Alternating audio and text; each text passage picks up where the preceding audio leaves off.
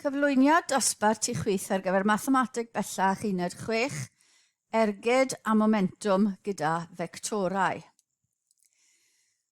Nodyn i athrawon, mae'r 6 sleid nesaf hefyd yn rhan o'r cyflwyniad maths bellach 13, sef fectorau mewn mathemateg, ond dim ond rhif yr enghreifftiau sy'n wahanol. Y sleidiau wedi'r rhain yn newydd ac yn berthnasol i 16. Momentwm ac ergyd. Tybiwn bod gronyn sydd â mas M yn symud o dan ddylanwad grym sengl cyson a roddir gan y vector P. Tybiwn hefyd, pan mae T yn 0, roddir cyflymder y gronyn gan y vector I bedol, sef y cyflymder cychwynnol. A phan mae T yn T fawr, roddir cyflymder y gronyn gan y vector V. V fawr, felly cyflymder terfynol, cyflymder cychwynnol. Defnyddio ail deddf Newton, ni'n cael bod P, sef y grym, yn hafel i mas lluosur cyflymder. A mae P ac A yn fectorau.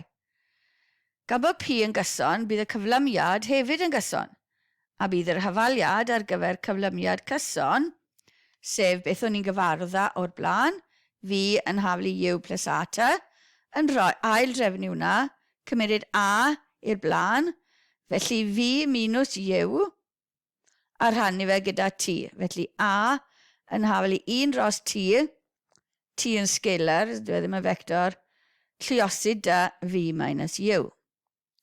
Felly, gosod hwnna'n lle A, a mae gyda ni nawr P yn haflu M rannu T, V minus U. Ni'n gallu lluosi gyda T, felly PT yn MV minus MU. A y momentwm terfynol, M lluosi yr cyflymder terfynol yw MV, a'r momentwm cychwynnol yw MU, a PT yw'r ergyd. Mae'r grym P yn rhoi yn ystod y cyfnod 0 i T. Fel arfer mae T yn neidiol, instantaneous, ond sy'n rhaid iddo fe fod. Felly mae momentwm gronyn gyda mas M sy'n symud gyda chyflymder V yn MV. A mae ergyd yn weithredol ar y gronyn mewn cyfnod amser yn golygu bod newid yn momentwm y gronyn dyn ni. Momentwm terfynol minus momentwm cychwynnol. Enghraifft 1, mae gronyn mas 0.8 kg yn symud gyda chyflymder cychwynnol 2 minus 7 metr yr eiliad pan dderbynir ergyd 4 1.6 Newton eiliadau, Newton seconds. Darganfyddwch gyflymder y gronyn yn union wedi'r ergyd a beth yw newid yn egni cinetig y gronyn. A os ych chi'n cofio, vector yn y modd yma yw mae'n symud gyda chyflymder cychwynnol, felly 2 yn y cyfeiriad x a minus 7 yn y cyfeiriad y. Felly 2i minus 7j. Ergyd yw newid yn momentum, sef newid y momentum terfynol minus y momentum cychwynnol. Felly, momentum, yr ergyd, ni'n gwybod yw 4 1.6. Yr momentum terfynol yw'r mas lluosi yr V ni angen dod o hyd iddo, minus momentum cychwynnol, sef 0.8 yw'r mas lluosi 2 minus 7. Ail drefnu'r rhain, ni'n cael 0.8 V yn hafel i 4 1.6 plus wedyn 0.8 lluosi 2 minus 7. Lluosi'r un am mas, a ni'n cael 5.6 ar y chelyn x a minus 4 y chelyn y. Rhannu dy 0.8, a ni'n cael bod V yn 7 minus 5. Felly dyna cyflymder y gronyn yn union wedi'r ergyd. Ni angen y newid yn egni cinetig y gronyn, felly cyflymder cychwynnol yw 2 minus 7. Y bianedd yw defnydd Pythagoras ar gyfer y rhan real a rhan dychmygol, a ni'n cael ail isradd 53. Felly'r egni cinetig cychwynnol yw hanner m bianodd wedi ysgwario, felly hanner, mas yn 0.8, lluosi 53, a ni'n gael 21.2 joules. Felly y cyflymder terfynol yw 7 minus 5, y bianedd terfynol bydd 7 wedi sgwario plus minus 5 wedi sgwario, ail isradd hwnna sy'n ail isradd 74, felly'r egni cinetig terfynol yw hanner mv wedi sgwario sy'n dod yn 29.6 joule. Felly'r newid yn yr egni cinetig bydd tynnu'r yna wrth ei gilydd a ni'n cael 8.4 joule. Egni terfynol minus egni cychwynnol plus 8.4 joule. Enghraifft 2. Mae pêl mas 300 gram yn bwrw bat ar gyflymder 15 metr yr eiliad. Mae'n gadael y bat ar fianedd 12 metr yr eiliad ar ongl 30 gradd i'r cyfeiriad cychwynnol. Dargyfyddwch yr ergyd mae'r bat yn rhoi i'r bêl. Felly llun, gosod eich elynau fel bod yr X yr un cyfeiriad a y bianedd cychwynnol. Felly yw yn mynd i fod yn 15 a 0 yn yr uchelyn Y. Dyna'r ergyd mae'n cael gyda'r bat. A wedyn mae'n gadael y bat ar ongl 30 gradd i'r cyfeiriad cychwynnol. Darganfyddwch yr ergyd mae'r bat yn rhoi'r bêl. Felly J ni angen dod o hyd iddo.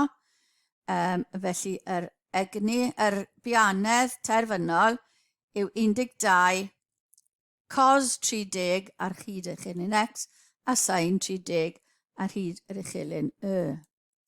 Felly ergyd yw newid yn momentum. Felly momentum ar y diwedd yw 0.3, achos ni'n grams, felly 0.3 kilogram, lluosi 12 cos theta, 12 sin theta, minus 0.3, 15, 0. A mae rheina yn rhoi ni minus 1.38, 1.8 ar gyfer yr ergyd mae'r bat yn rhoi. Nawr, ystyriwch fideo 2 ronin lle'r ergyd, lle'r unig ergydion sy'n weithredol arnyn nhw yn ystod y rhyngweithiad rhwng y 2 ronin. Yr unig ergydion sy'n weithredol arnyn nhw yw yn ystod y rhyngweithiad. Does dim byd arall, dim ond ty beth sy'n digwydd yn ystod y rhyngweithiad. Felly, cyn cael gwrthdrawiad gyda'i gilydd, dyna sefyllfa yn ystod y gwrthdrawiad a wedyn yn derfynol. A nid gyn ni'n gwybod am ha cyfeiriad mae'r ergydion na'r bianeddion a'r dechrau na'r terfynol. Felly yn ystod cyfnod amser penodol, os yw'r gronin ar y chwith yn rhoi ergyd J1 i'r gronin ar y dde, mae'r trydydd dedd Newton yn datgan fod y grym a'r ergyd mae'r gronin dde yn gweithredu ar y gronin chwith yn hafal ac yn wrthwynebol i'r grym a'r ergyd mae'r gronin chwith yn gweithredu ar y gronin dde. Felly mae J2 yn mynd i fod yn hafal i minus J1. Maen nhw'n yr un maint a'n gwrthwynebu ei gilydd. Maen nhw'n gweithredu ar y gronin chwith. Felly, y gronin dde yw M2, ergyd yw newid y momentum, felly J1 sy'n gweithredu ar M2 yw M2 lluosi V2 minus M2 lluosi U2. I'r gronin chwith, sef M1, yr ergyd yw'r newid y momentum, felly'r ergyd mae'r un chwith yn cael yw J2, sef minus J1 sy'n hafel i nawr M1 V1 minus M1 U1. Adio'r ddau hafaliad, a ni'n cael fod M2 V2 minus M2 U2 plus M1 V1 minus M1 U1 yn hafel i 0. Felly, mae gyda ni ar gyfer M1 U1 plus M2 U2 yn hafel i M2 V2 plus M1 V1. Felly, cyfanswm y momentum i ddechrau. Y ddau ronyn a'r cyflymderau i ddechrau yn hafel i cyfanswm y momentum i orffen. A ni'n gael hwnna'n cadwriaeth momentum. Os dyw system o ronynnau yn symud fel bod dim ergydion allanol yn weithredol arno bydd y cyfanswm momentum yn cael ei gadw. Enghraifft 3.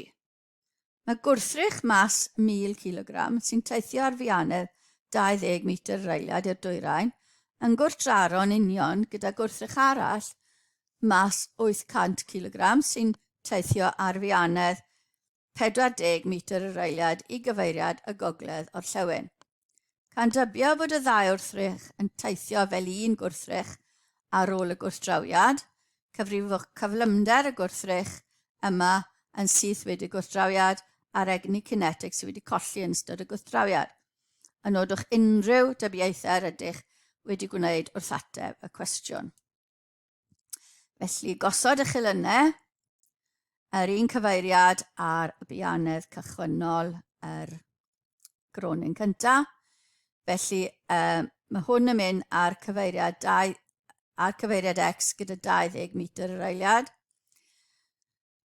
i'r dwyrain. Yn gwrthdraro'n union gyda gwrthrych arall mae mas 800 kg sy'n teithio ar fianedd 40 metr yr eiliad i'r cyfeiriad gogledd orllewin. Felly mae 45 gradd dynnu o ongl yn y fyna. Felly, wedi'r gwrthdrawiad, maen nhw'n uno a mynd fel un gwrthrych. A ni angen gwybod beth yw cyflymder y gwrthrych yna. Felly, cadwriaeth momentum, so mae 1000 lluosi 20 a 0 yw cyflymder yr un gyntaf, plus 800 a minus 40 cos 45 a plus 40 sin 45 bydd y ddoi cydran cyflymder yr ail un yn hafel i maen nhw'n unod â'i gilydd 1800 a fi yw'r cyflymder ar y diwedd.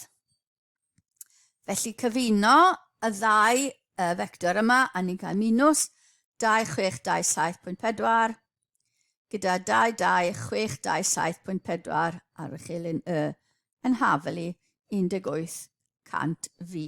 Felly rhannu dy 1800 a ni'n cael bod fi yn minus 1.46 a 12.57 i fyny.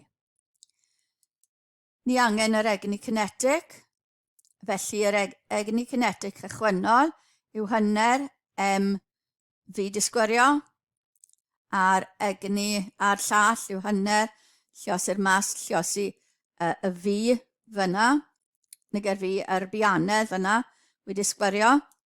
Mae'n hafel i 8400,000 joules.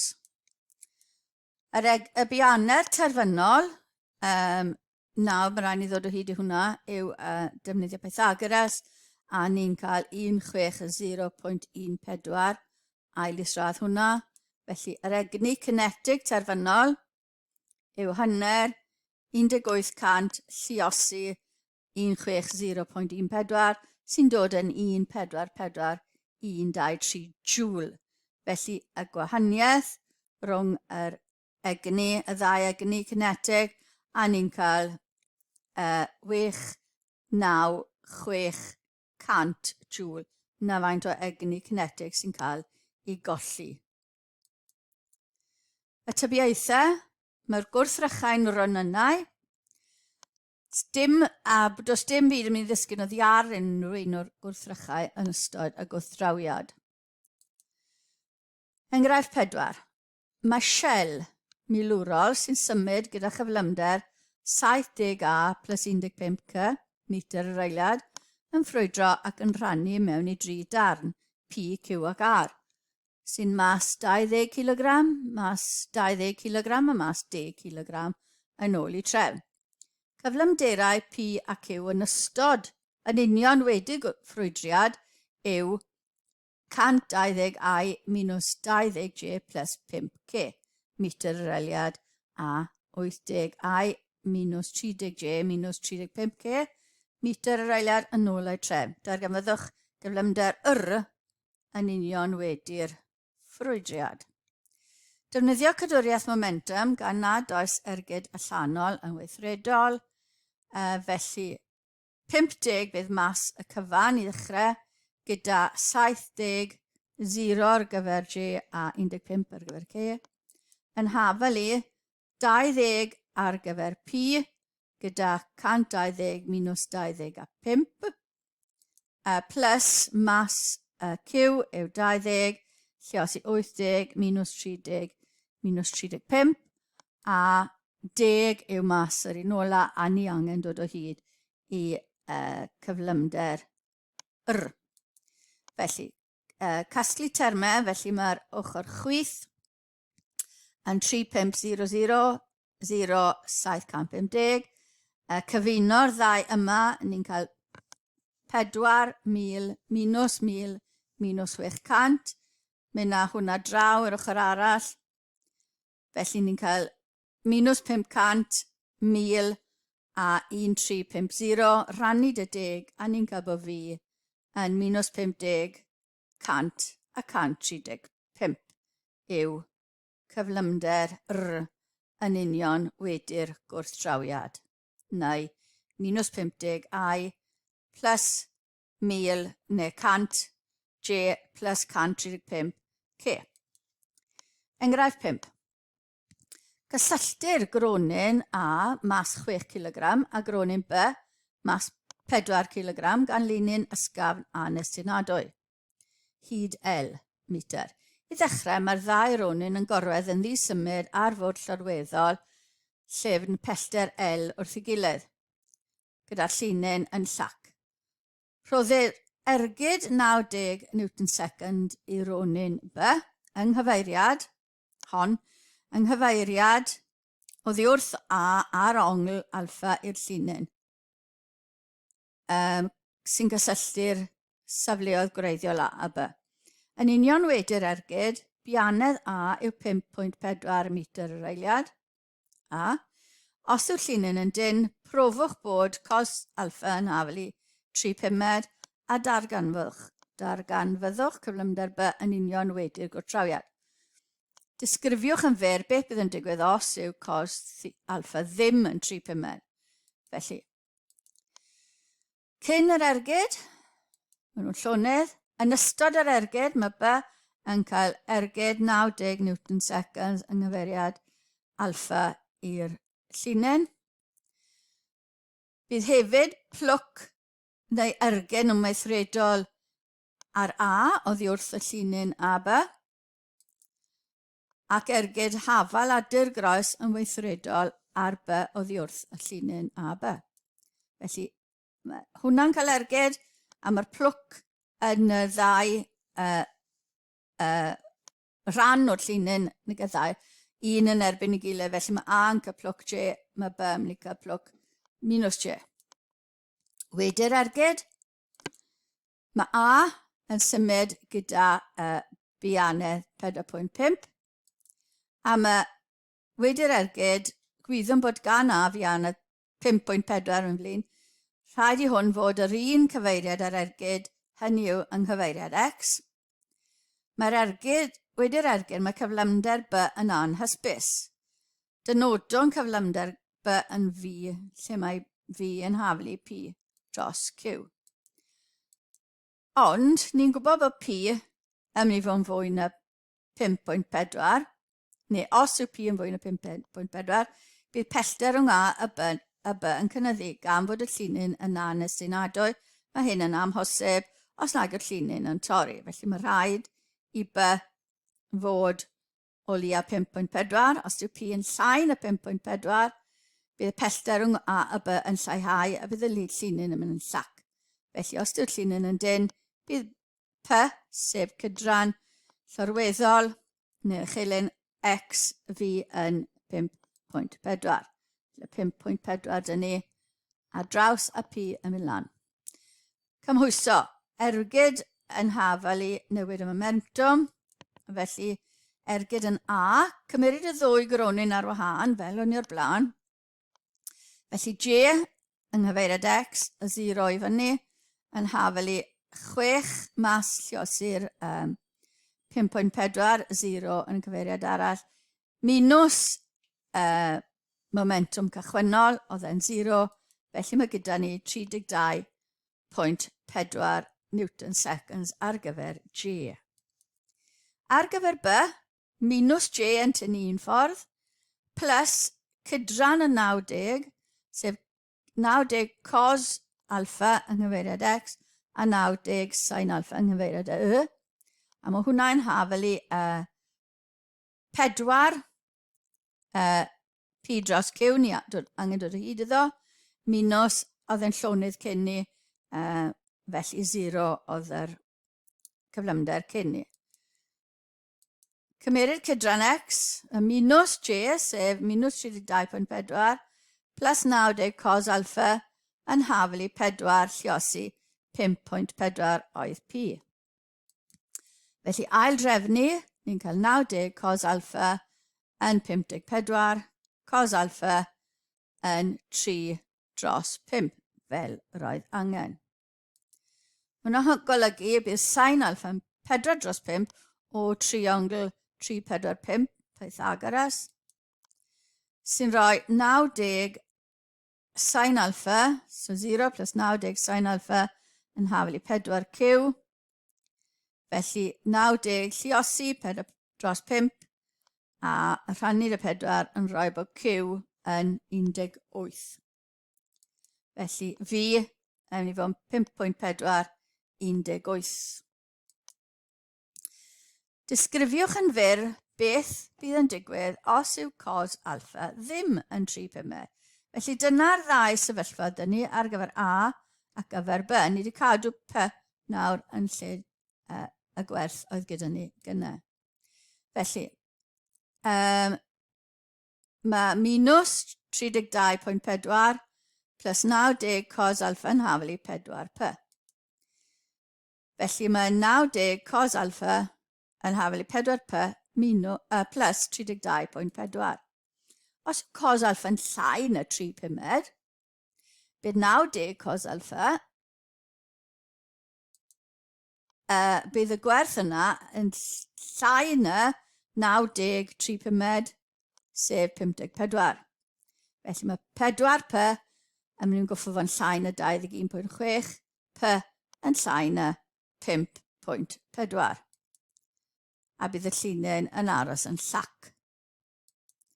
Os yw cos alpha yn fwy na 3/5, bydd y gwerthoedd gyda ni yn golygu bod P yn fwy na 5.4.